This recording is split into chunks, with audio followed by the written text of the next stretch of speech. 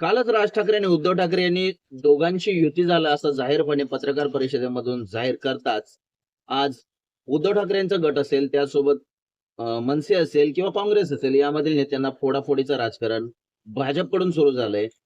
मनसेचे जे नेते होते दिनकर पाटील यांचा भाजप प्रवेश, देवयानी फरांदे यांच्या विरोधानंतर भाजप कार्यकर्त्यांच्या विरोधानंतर सुद्धा गिरीश महाजन यांनी घडवून आणला आणि नाशिकमध्ये 100 पेक्षा जास्त नगरसेवक निवडून आणू अशा प्रकारे बोलत त्यांनी जे भाजपचे परंपरागत कार्यकर्ते आहेत, जे सच्चे कार्यकर्ते आहेत, यांना काय कायम सतरंजाच उचलण्यासाठी ठेवणार आहेत का?